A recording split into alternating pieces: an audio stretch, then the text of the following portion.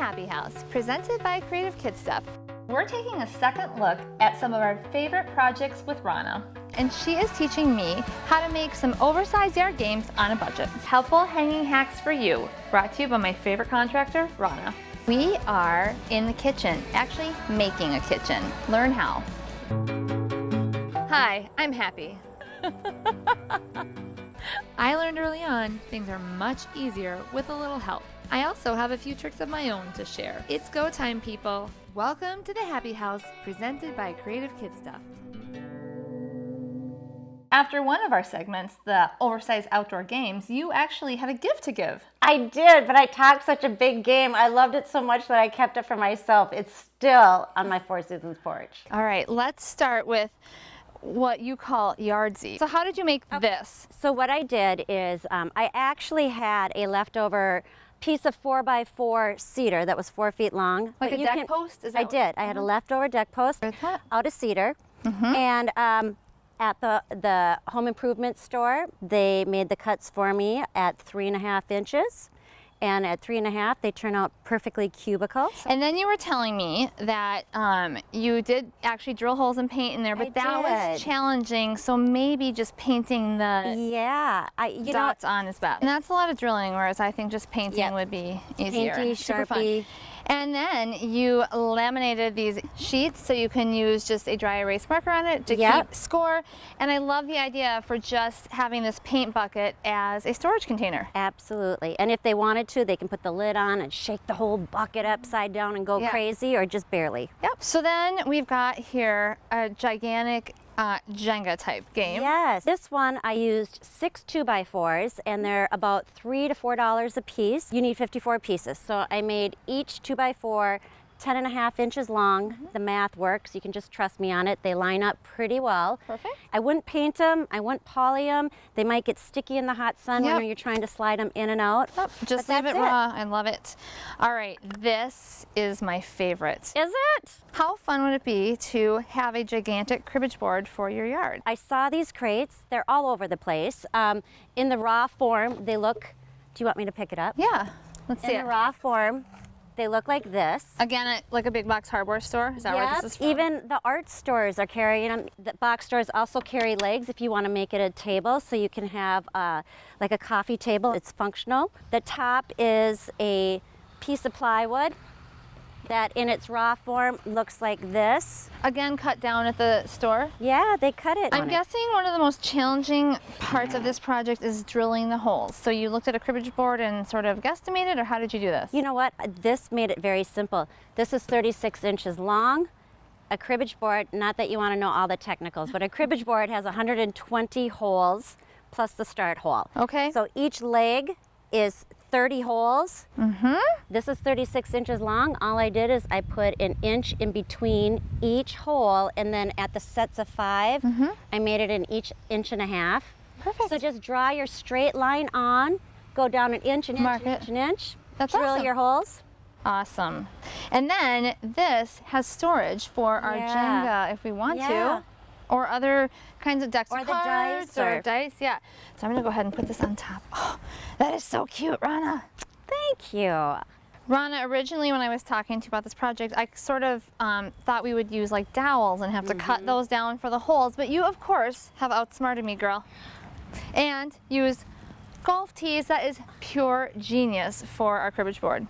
I thought about dowels too as well. But after you drill 120 holes, you don't want to cut. And I didn't have it. I didn't have them, but I had golf tees. So there you go. That is easy breezy. I love it, and easily replaced. Like, do you ever have a cribbage board where you lose a piece of it? Or it gets stuck in the thing. Yeah. I love all these projects. Thank you. You're welcome.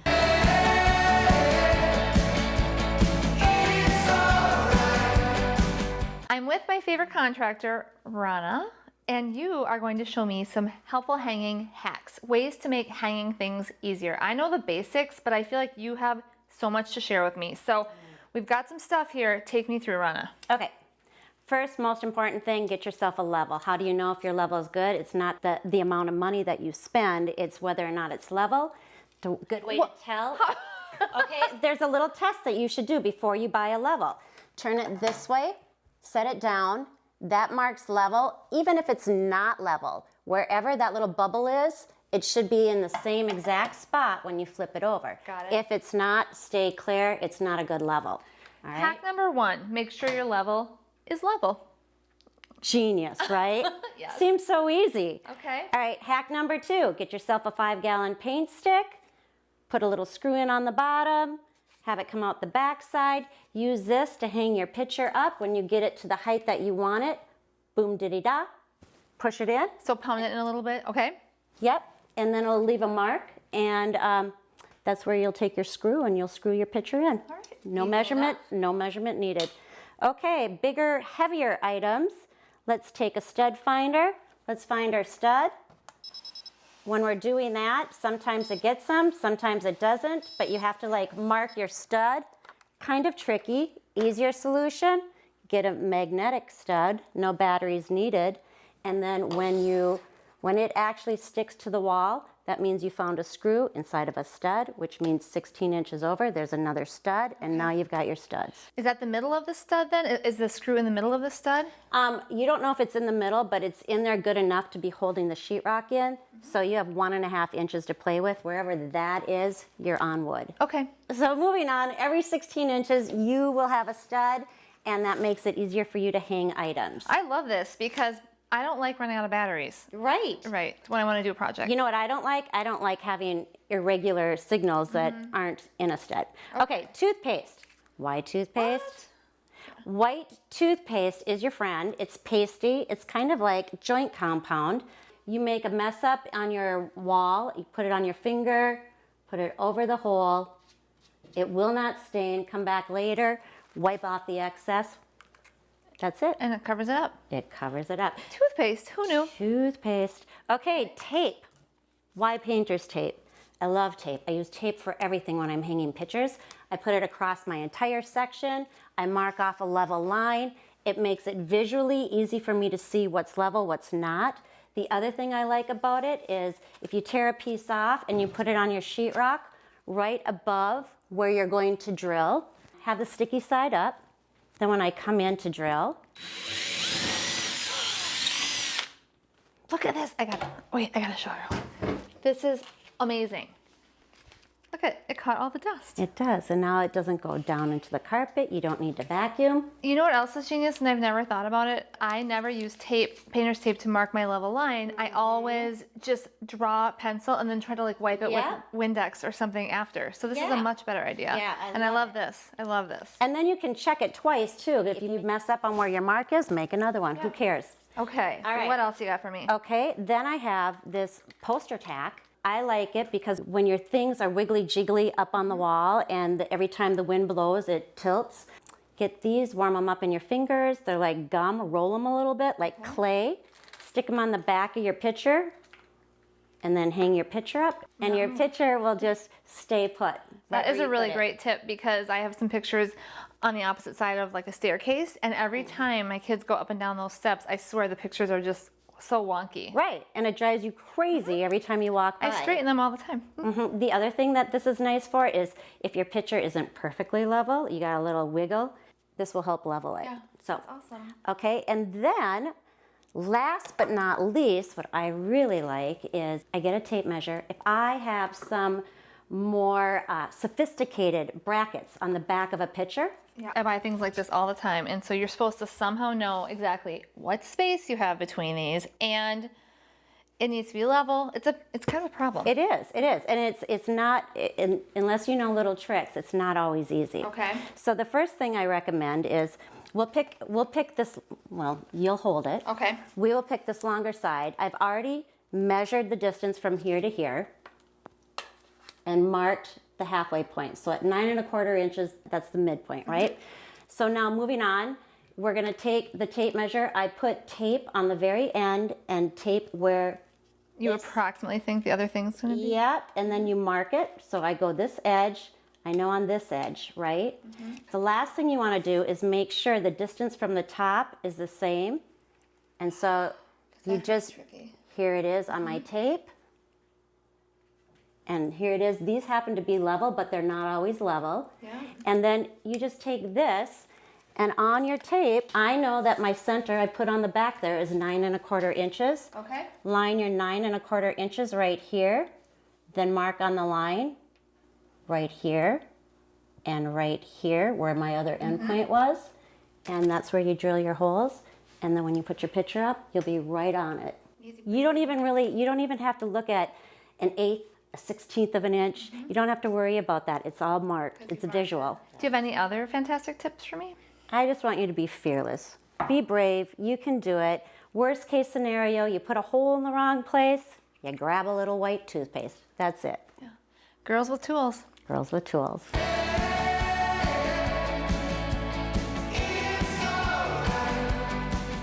The most adorable thing I think we worked on together is that custom kitchen for a preschooler. And that appeared to come together effortlessly, but there were a few hiccups along the way. Wow, were there ever. I could not have anticipated because the night before my jigsaw had given out and the morning of the shoot, I went out and bought a brand new one using the same exact blades that I had from my old one, same brand, same everything. And yet when it came to filming, the blade kept falling. We would get exactly 2 millimeters into the cut and the blade would fall off. And I think all of us were ready to pull our hair out, but then We did it. we did. Yeah, it looked like it got cut in about 30 seconds. The magic of television. Magic of television. A play kitchen is an essential part of every playroom, and there's lots to buy, but I'm here with Rona, and she has an easy way that we can rehab cupboards and make our own play kitchen that is custom for the little ones that we're making it for. And they turn out just adorable. Yeah. So I'm all about repurposing, and what I love to do is find things and find a new use for them. So these particular cabinets were ones that I wasn't able to use on a project. These two are exactly the same size. I'm standing this one upright for the refrigerator. Yep. And this one right here, horizontally, because we're gonna make a sink/oven out of this one. Okay. You've done some work to get us to this point. Can you catch me up to where we are and tell me how easy it is? Yes. Okay, so I had these cabinets already. Then I went to a big box store. They will do free cuts for you, up to 6 cuts per board. I bought some plywood. I pre-measured for the doors. And this is 1/2-inch plywood, so it's not too heavy, it's not too thin. And how much is this, a sheet? I bought a 1/2 sheet, and it was $10. Okay. And out of it, I was able to get 3 doors. And so these will be, I'm guessing this is the fridge and this is the freezer? Yes. Yeah, okay. From there, I went to a secondhand store and purchased a curtain that coincided with the paint, Okay. so that we can have an oven door and then just a little curtain right underneath the sink. So how did you make the burners? Now the burners you can do many ways, but what I did, because I had it, I have a 3-inch drill hole saw. Of Most course. people won't have that, but I had it, and I just drilled it out of little 1/4-inch plywood, spray painted it black, and I'm okay with the hole on the top because we're screwing it right down onto the top of the cabinet. And you could even use like a plastic lid or something. If you didn't want to cut it, you could use a different thing. Absolutely. You can use a plastic lid, you can use cardboard, you can use a Sharpie, you can use, I mean, there's many yeah. things that you can use. Okay, so that part's easy also. I love how you use a cake pan for the sink. That's an awesome idea. The most daunting part about this to me is getting the hole cut for this Right. sink. So for that, what I did is I measured across underneath the lip. So yeah, because it's going to sink in, but Yeah. you want to make sure it then uses this lip to Exactly. stay put. Yep. And then I pre-drilled holes in the corners. And by doing that, I can just take a jigsaw and cut Get away. after it. Okay. We saw the rain coming, so we had to bring our project inside. Look how strong I am.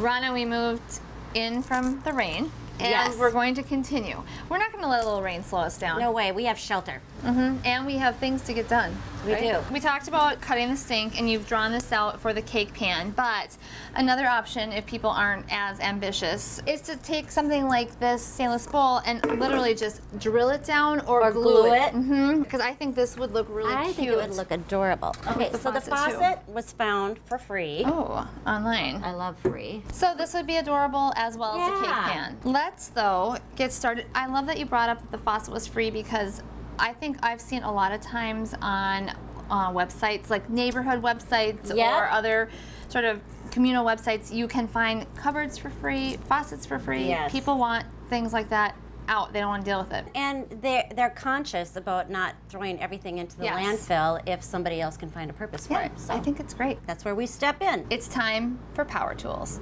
Let's do it. All right. Show me how to get started. I have not used a jigsaw since shop in 7th grade. They called it shop at that point. That's how old I am. So what do I do to get started? That actually makes me laugh because I had to take home ec and I did not get a good grade on it. I wish I could have taken shop. But to get started, we pre-drilled some holes just so the jigsaw has something to go down into. I'll get this going, and then before we're done, I'd love it if you took over and manhandled the jigsaw. I want to try it, yeah. All right, so let me get going. Okay.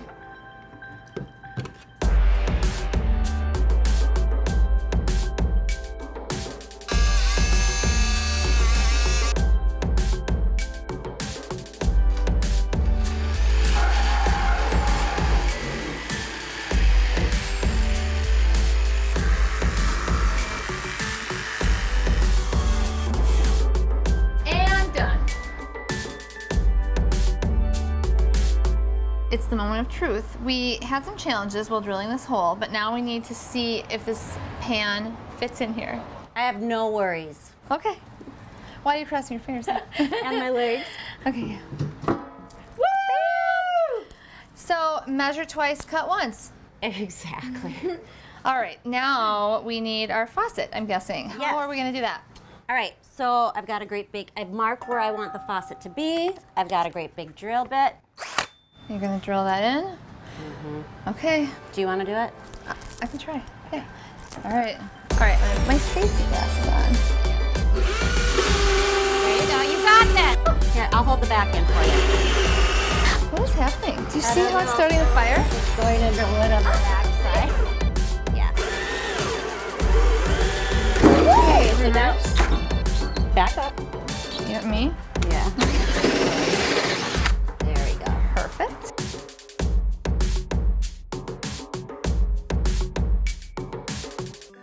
And you know, if you didn't want to glue this in, you wouldn't have to. If you wanted to bake a cake in it someday, or... I probably wouldn't glue it in because if the child who uses this was anything like my daughter, there's going to be some water and some stuff that goes in here, and now you can just take this right out and put it in your dishwasher. Right in the dishwasher. Yep. Good call. Good call. Okay. So, should we clean this off? Yes, and then attach our burners? Yes, let's do it. Here, I'll let you Okay. put those out. The corner of the cabinet door is right to here. Okay, so here, here, here. Yeah, I love it. Okay, there we go. Easy. One down. You know what? If it's too perfect, it just doesn't have character. I like character. I like knowing something that's been homemade and handcrafted Yeah. versus, you know, mass manufactured. So now we're going to attach these knobs for the burner buttons. Yep. Okay. You ready for me? Yep, I'm ready.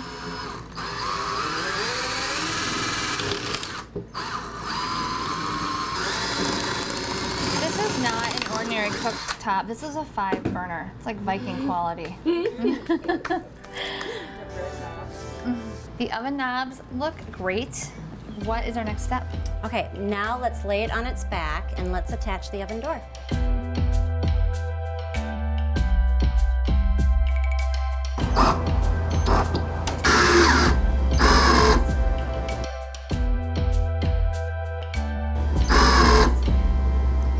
And then say, oh my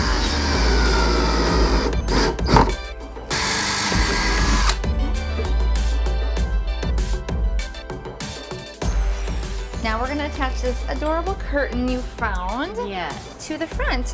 Yep, there it goes. You ready? I am ready. Over here, this is going to be adorable.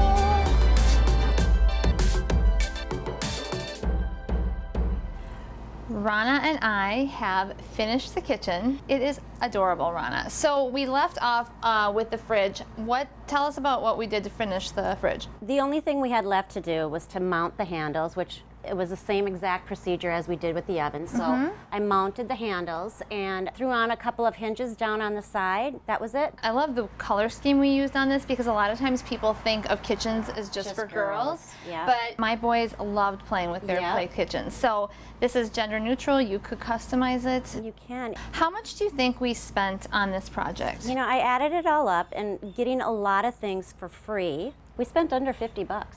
You cannot buy a kitchen at a store for that price. I know, I just got goosebumps. I love repurposing and too. good deals. Yes. This project was fun and I cannot wait to tackle our next project. All right, me neither. Thanks, Rona. You're welcome. Rona, we've had some great projects together. Fun times. Fun times. Thank you so much. And can we do more? I love doing this. This is so much fun. Yes. Perfect. To see the full stories we've shot with Rona, visit thehappyhouse.com.